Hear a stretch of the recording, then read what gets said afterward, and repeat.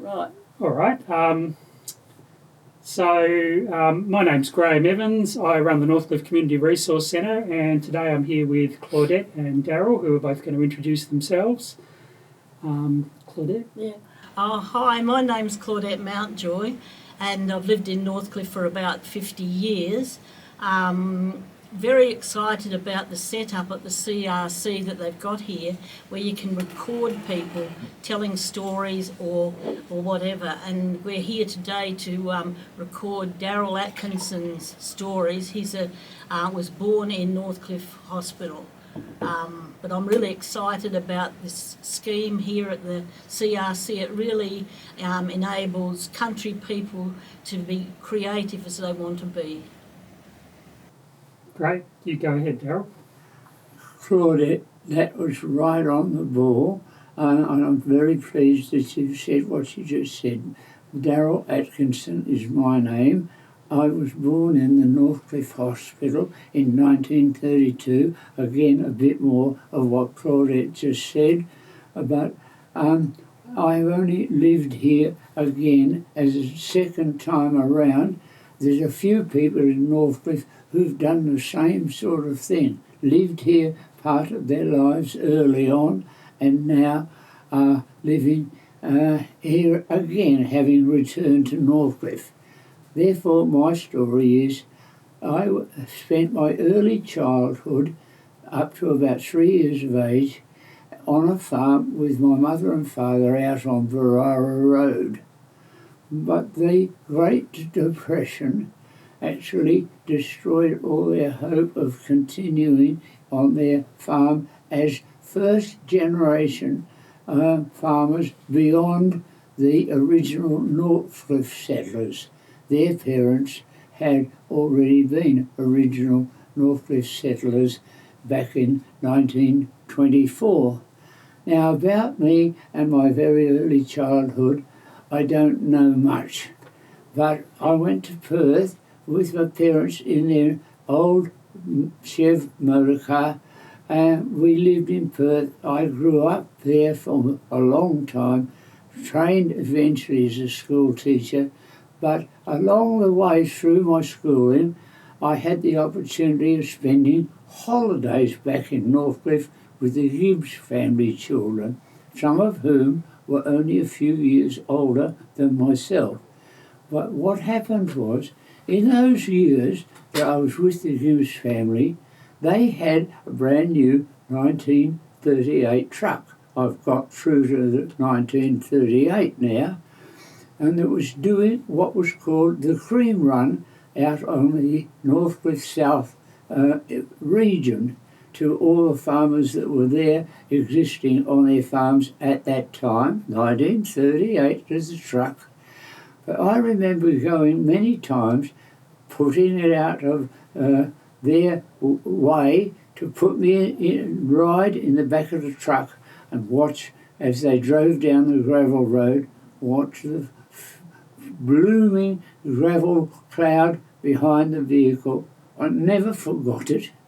And when the opportunity came, much later in life, it brought me, those memories, brought me back in retirement from a life as a school teacher and as a deputy principal and education officer in the education department. I was 66 years of age, having taught my last few years in Manjimup and back in Pemberton as well. And I retired in 1998. So I've lived in what was my grandparents' Gibbs. That's one side of my family, and as I've already said, the Atkinson side is my name, Darryl Atkinson. They also left Northcliffe in 1935. So we all still had connections, and they had friends who had also gone from their land and their farms, and they had to live and socialise in Perth, where they were all together. Now, to return to just where I was, when I came back to Northcliffe and retired to my grandparents' retirement home, it was bought from the Gibbs family. It was surplus to their needs, I bought it for a penny or two, something like $8,000 to $14,000. I've had it renovated in and out, and would you believe, a happy retirement back in Northcliffe, enjoying it enormously. A totally renovated house, built, transported as a 1924 house to a house in the town site, renovated in and out, outside, absolutely lovely to live in. I'm now back in it after having spent 2 months in hospital and just a fortnight home again in Northcliffe. I wish you all a lovely time on your visit here, and especially for people who might be contemplating to return, even if they were never born here, return here to what is a magnificent place to live, and it was so terribly difficult for those early settlers whom I understand within 5 years of 1924, 85% of them had abandoned their homes, some of whom I know already have returned to live in Northcliffe. I'm not the first of them, I'm sure, but I'm delighted to be here. Welcome again, everybody. Have a good time. Take it all in. Go and see the museum. It's absolutely an eye-opener. Don't miss it. Even talk around the town. It looks maybe a little bit short on in shops being used, but my goodness, in those early days there were little shops all around the town, both streets, and people would come in with their horses and carts and have a few bickies or scones to eat and a cup of tea in the tea house that was here right on the corner in the middle of CBD, Northcliffe, 1924 to well into the 50s, 60s and beyond. Imagine, as you walk around, as I'm sure you're going to do, just imagine how it was living here right through the century. And I'm just about out of breath. Maybe you are too. Please enjoy yourself at this anniversary of Northcliffe establishment in 1924. Oh, Thank you. That's great. Very We'll use that when we'll take that little clip out and we'll use that. That'll be great. So you were only 3, Darryl, when you first left Northcliffe. Yeah. But you were 7 at the start of World War II? 7 or 8, yes. Yeah. Do you have any memories from that? Oh, the whole lot. I thought a bomb had fallen on the house we were living in Leederville, and it was actually only a falling star. The war had started 1939 in Europe, and I was aware of just about everything that was happening and kept my own scrapbook from the days of Tobruk and Australian involvement in the Middle East and onwards into Europe and then eventually back home to encounter the Japanese in New Guinea. Since then, because of my direction into teaching eventually, I kept up at 13 at the end of the war with a kept documentary of what I had heard on the radio, no TV for a long, long time. My parents didn't have a TV. We did eventually have a mantle radio of our own, and that enabled me to get a background of what was happening and followed it through right to eventually, of course, in the early 50s, after graduating from teacher college and having a year or two to save enough money, I got married to raise a family. Thank you again. So World War II, you only just barely became a teenager, and that was over. But then the Korean War, was that, were you a more relevant age for things like service call-ups, or did you, because you're a teacher, that wasn't relevant to you? Do you seek a bit of a commentary about what you just asked me about? Yes. Because I can offer it, yes. Yes, that'd be great. Of course, when I finished schooling, I was 18 years of age. Another 3 years to get through teacher college training. I eventually, as a sideline, joined the CMF. That's a Reserve Army group. I had been a cadet lieutenant in the Army Cadets while I was at school for those last couple of years. I rose to the rank of lieutenant, and once I joined CMF and joined support company of the 1628th Battalion, they sent me to Oxford course at the WA University. I was an age, of course, at that time for call-up.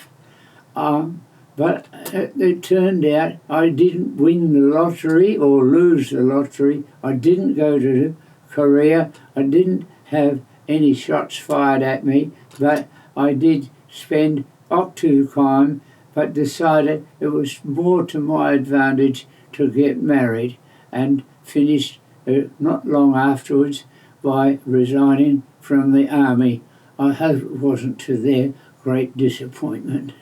But he kept up following the Korean War episodes between the Chinese in Korea, the Koreans themselves fighting against the Chinese, backing the North Koreans, with the Americans all in together in a conflict which eventually ended up in a stalemate on the international line between North and South Korea that was drawn up at the conclusion of the fighting. It was never a win or lose deal. It was just an acceptance, trying to think of the word, a mutual acceptance between the countries concerned with the American agreement in the situation.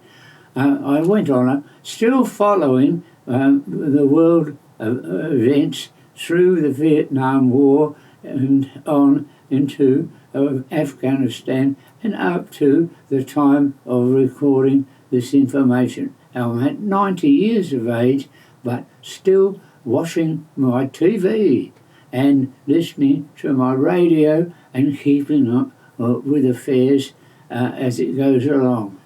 Hope you have enjoyed all of this. It brings me right up to date. You too have a good time. Everybody has their story. That was mine and is mine, and I've got to enjoy very much the opportunity offered through the backing that's available here in Northcliffe. Cheers for 100th anniversary of Northcliffe. Still going, the one town of the group settlement scheme in WA that is still going. Bye for now. Did you want to have a sip of water and a breather? Yes, or? please. Yeah, go for it. I don't smoke. I haven't smoked for about 6 years, so it was no offer of a smoke. But it'd be smoke time, wouldn't it? If you were a smoker, somewhere outdoors. It would. Oh, that was very good. Did? Yeah, very good. You got good diction and it sounded good. Yeah, and you knew what you were talking about. I was Lovely. impressed. Sounds great on the microphone. Does it? Yeah. You're going to edit all of that now. Absolutely. Yep. But I was going to ask you. Go on. I know you had a couple of Mitsubishi Magnas, or was it just one? I've still got the two of them. Wow. You sold me one, didn't you? Yes, we sold you our You rack. didn't sell it to me. You gave it to me. That's right. We had the executive edition. Polly Valentine and I, we took it around Australia. We took it onto four-wheel drive tracks. We went into a place called Limestone Gorge, and we had to literally lift it over the roadbed at times because there's giant rocks. And we got in there and we camped for a week, and the whole time his four-wheel drives were arriving and seeing a Mitsubishi Magna station wagon and just going, how did they get here? All right, this is another story about it. I'm glad you gave it to me. If this is going to please you and your wife, is the present wife you had the same wife you had then? So Polly and I separated since then, but yes. All right. One of the first things I had, it was parked on my front lawn. I cleaned it thoroughly, right through from the front end to the rear. And then my Magna from time to time played up, and Len Dixon helped me to fix it with spare parts we used from your Magna. I've got a lot of respect for the vehicle. I had a 1990 Executive Magna at the time, and it was kept going with spares that we drew from the motor car that came from Graham and his family. Now, eventually I sold it for scrap, would you believe, at $50. And I've still got the Executive that I had in my double carport alongside my house in Northcliffe. But I've now got a later model, a 1992, licensed, brand new tyres on it, $500 worth, and I can't drive it myself anymore. But just this last Sunday, my son had his 24th birthday, and we went driving in it. His battery was charged up, even though I was 2 months in hospital. It still took a charge and recharged his battery, and we drove around Northcliffe's local roads, reminiscing at places we saw all around on Harry Hill Drive. And came home and went marroning. I sat in the car, but he and a friend of his went marroning with nets in their home dams, and we had a feed of marron that night. Previously, I had turned 90. He and all his boys of his family were attended my 90th birthday. I set it up at the Pemberton Hotel. We had a grand time. Lots of people joined in and helped in with the happy birthday chorus that was celebrated on that occasion, and my son and his friend rejoined the situation subsequently when he had his birthday, and we had a rejoinder, as I've just said, a rejoinment, and enjoyed ourselves around Northcliffe again, looking at the abandoned farms and the magnificence of those that had survived and were beautifully cleared and green grass right now, early in November, as I'm recording this, I think, in 2022. Couple of years more to 2024, and we've got our 100th anniversary. Cheers, everyone. Can I just ask you, Darryl? Darryl and I share a whole lot of grandchildren. A bit long to discuss all that, but apparently your father was a very good mechanic. Is that right? Is this on record? It is. I can answer that one. He was an absolutely first-class motor car mechanic. Most of his life he spent at Winterbottom Motor Company and became expert on their models of motor cars that they modelled, they sold and promoted. But was he not just a mechanical mechanic, but he also learned all of the intricacies and could repair automatic transmissions and the very earliest of the electronic ignition systems that came into motor cars that make probably his form of mechanicking obsolete. There's a new world out there with the digital systems of electronic control of vehicles. And at the time of speaking, it looks as though we're all going to be headed into electronic motor cars, electric motor cars, if you like, in the not too distant future beyond 2024, if not already. He would be a mechanic who may well have grown with the industry, but of course he died at 82 years of age quite a while back, and I'm now, as I've said perhaps earlier, that you've listened to, 90 years of age.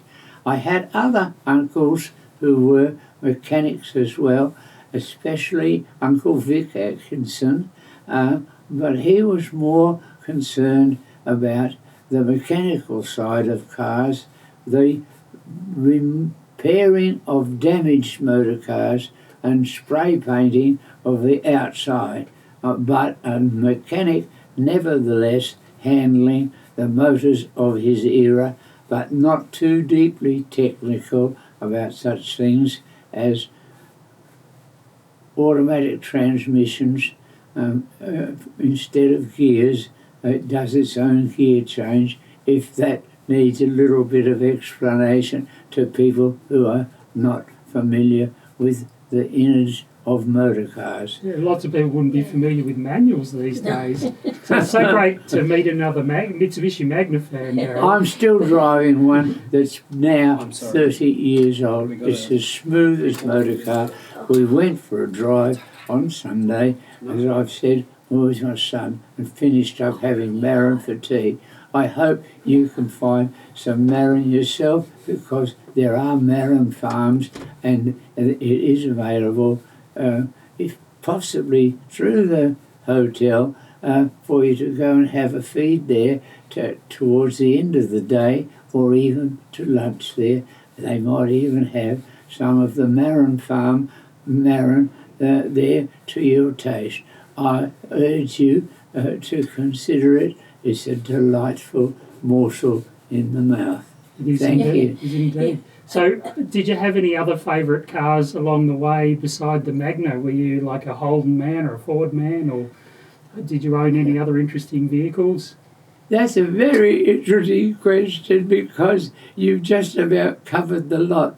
I started out with an Austin motor car, an Austin A40, and drove it for many years. It ran up probably hundreds of thousands of kilometres.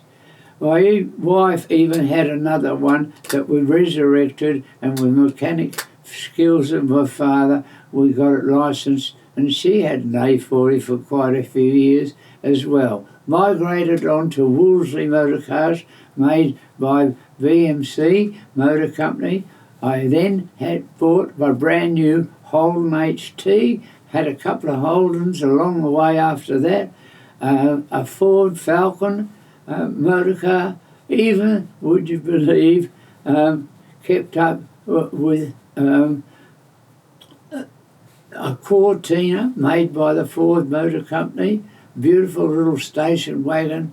From there, sold that, bought my first Magna way back around about my retirement age, or even a bit earlier. I was last year or 2 or 3 or 4, I was teaching again to finish my teaching career in Pemberton District High School. I never taught in Northcliffe because that was my holiday place, and I enjoyed a beer, and I didn't want to be known as the local drink around the place, so I didn't teach in Northcliffe, but I had moved here to live in the retirement house I told you about.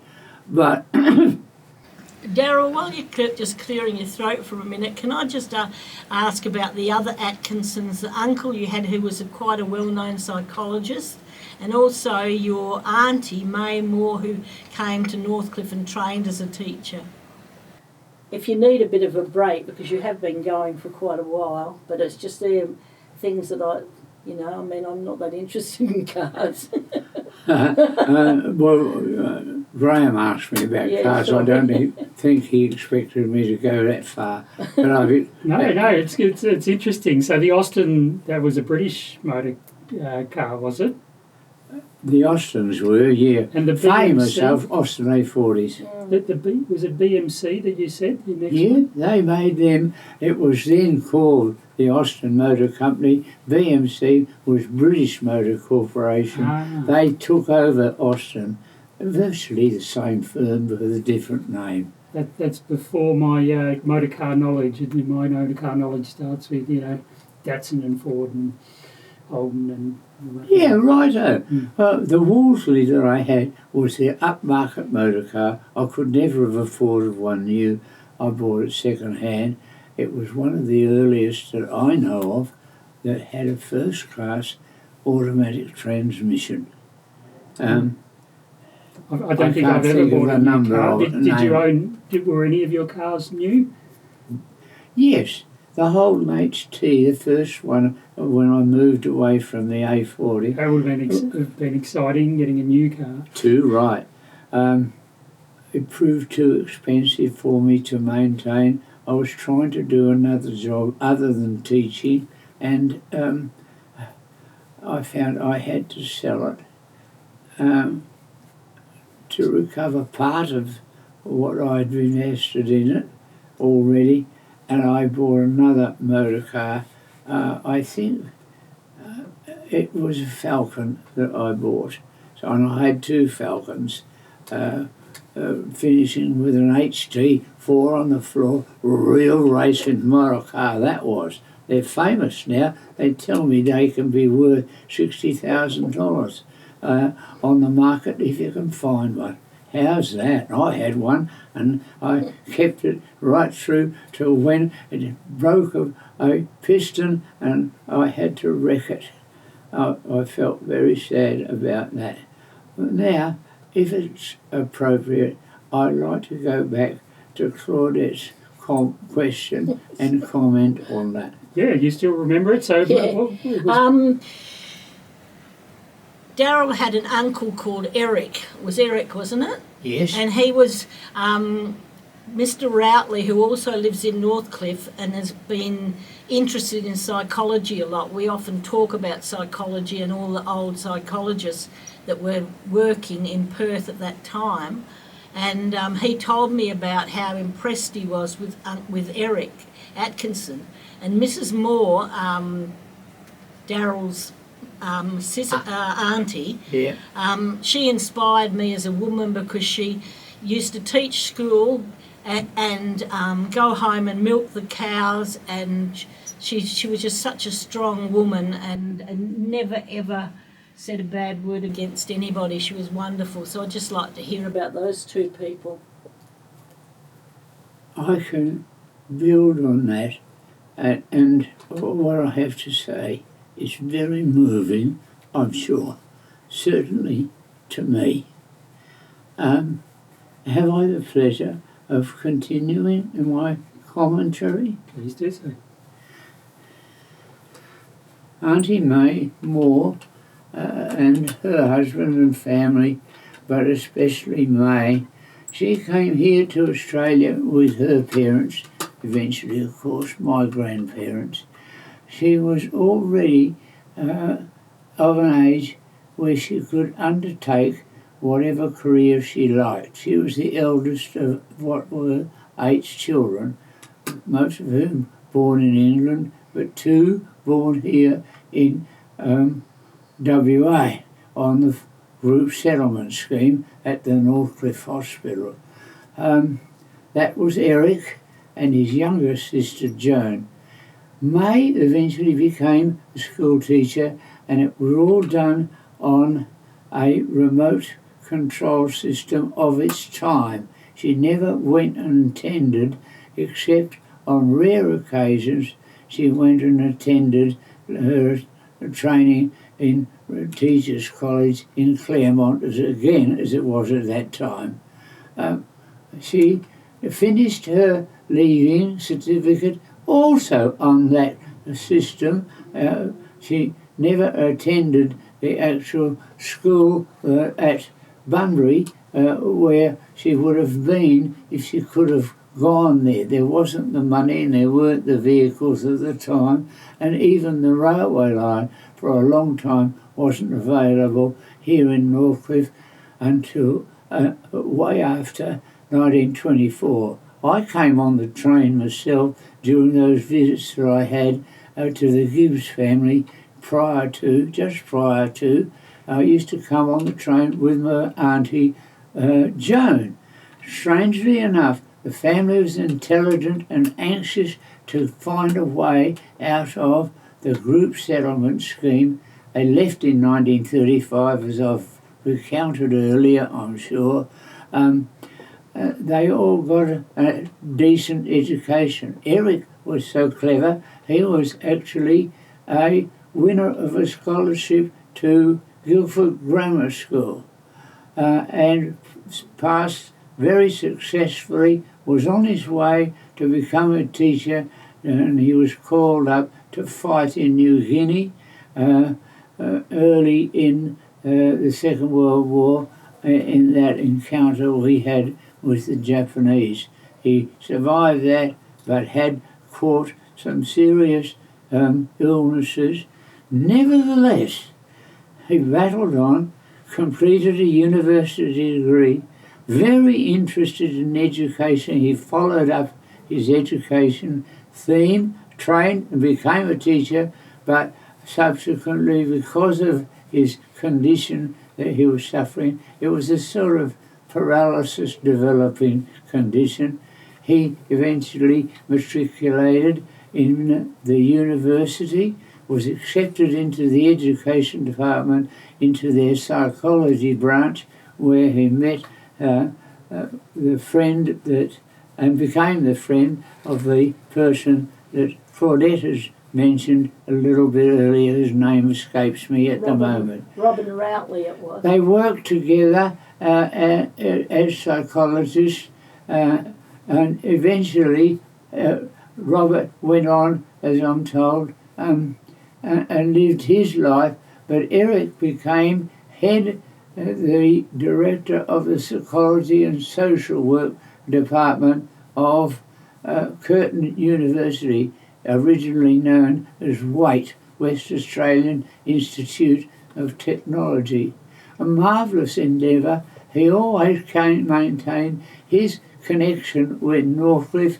May, of course, not only got herself involved, as Claudette has recounted to us, but she also was a foundation member of the Museum Management Committee and helped in its very early re-management establishment with Marie Daubney, a maiden name, who was a former school teacher, again alongside Auntie May, here in the Northcliffe schools, where they both taught in the early years during the war and afterwards.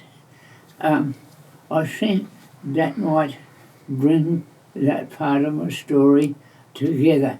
All other members of the Atkinson family, of whom eventually there were 8, was May, and my father, Norman, his brother, closest brother, Victor. And then after that was a girl whose name escapes me as I'm talking, another boy, Eric, and the 2 younger daughters, of whom Joan was the youngest. I think if you try to add that up, you finish with 8, and if I've got a moment or two after this commentary and anybody wants extra, somehow I can tell you what I've missed or can't remember at 90 years of age. Everybody have a heck of a good time today. Maybe you too will be 90 sometime, or you're that close now. And if you're a young, start around the place, kick your heels up, mate. Go into our oval and have a good time. There's lots of games going on there, I'm sure. And anyway, there's a whole playground here in town. If you go and find that, there's games galore there that you can play. I believe they've even got Skid Row, where you can have a hell of a good time on your skateboards and that sort of thing. Hey, have a look around, folks, young and old. Have a glorious time. The 24th anniversary of Northcliffe's establishment, 2024. Thank you. Bravo. Nice job. Yeah. Have I covered everything? Oh, yeah.